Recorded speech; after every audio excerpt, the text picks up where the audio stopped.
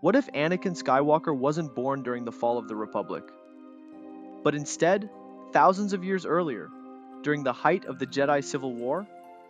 Imagine a galaxy not dominated by Palpatine and the Clone Wars, but by chaos born from something even darker. Not a Sith Lord hiding in the Senate, but a wound in the Force itself. Darth Nihilus. His hunger was so vast, so unnatural, that he didn't just kill planets. He consumed them, ripping life, identity, and Force energy straight from existence. He was the wound.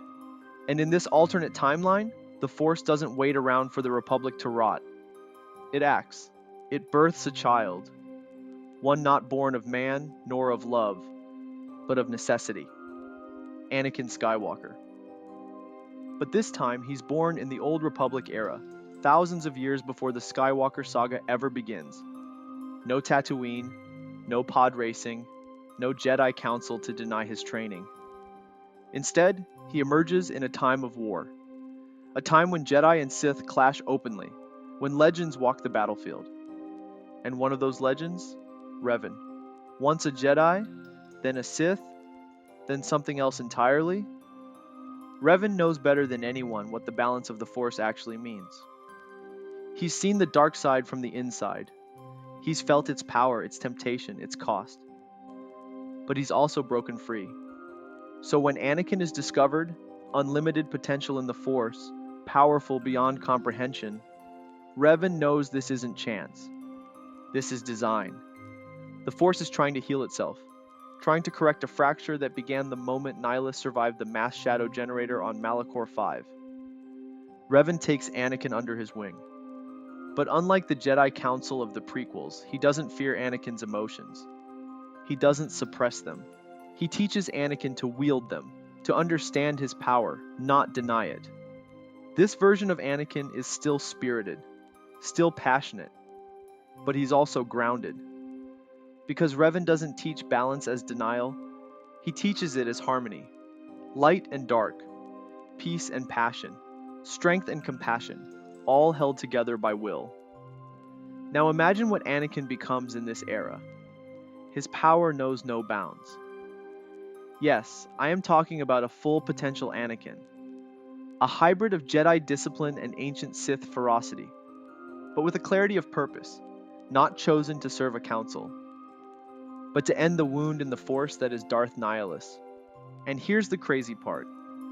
Because of the timeline shift, the Jedi never developed the same fear of attachment that doomed Anakin in canon. He's not punished for caring, he's shaped by it.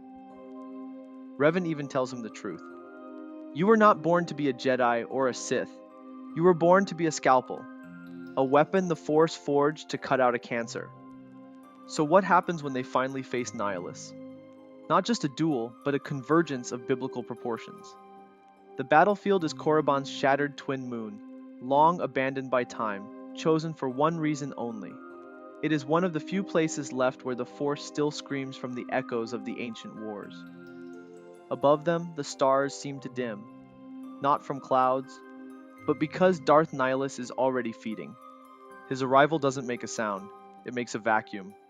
A slow, creeping silence that eats warmth, hope, and breath. The Force doesn't flow through him. It collapses into him. Entire Jedi enclaves once fell to this presence. He does not strike with a blade. He erases you from history. But this time, he faces something different. Anakin Skywalker. Not the broken man who burned on Mustafar, but the chosen one in his full potential. The Force's pure will made flesh. Trained by Revan. Tempered by darkness. Centered by purpose. His presence radiates, like a sun made of raw emotion. His Force aura doesn't ripple, it erupts. When Nihilus moves to feed, Anakin doesn't flinch. He pushes back. The shockwave splits the moon's crust. Mountains buckle. Atmosphere ignites. And then, lightsabers ignite. But these aren't just weapons. Anakin's saber burns like a beacon, flaring with kinetic light and the deep hum of Kyber that resists the void. Nihilus wields no standard blade. His crimson saber flickers unnaturally, as if refusing to obey the laws of reality. an extension of his cursed hunger, a tear in the Force itself. They clash, and the Force screams. Each strike is a storm, each parry a continent-level tremor. Force pushes become planetary-level shockwaves, distorting gravity and tearing apart time-worn ruins. Nihilus tries to drain him, his signature death touch. But this Anakin is no mortal Jedi. His midichlorian count, already legendary, now surges with discipline and fury. His essence burns too brightly to be consumed. The void can't eat the sun. It can only recoil from its fire. With every moment, Anakin pushes Nihilus further back, not just physically, but in the Force itself. He starts unraveling the wound, not by destroying Nihilus, but by confronting what Nihilus is: pain, loss, hunger. And in the most powerful use of the Force empathy Revan taught him, Anakin doesn't strike the killing blow. He opens the connection. He makes Nihilus feel a god brought low. Because for the first time in a long time, he remembers who he was: a man, a Jedi, a victim of Malachor V. And that's when it happens. The wound closes. Nihilus collapses, not slain but released. His body crumbles to dust. His mask remains a relic, a warning, a triumph.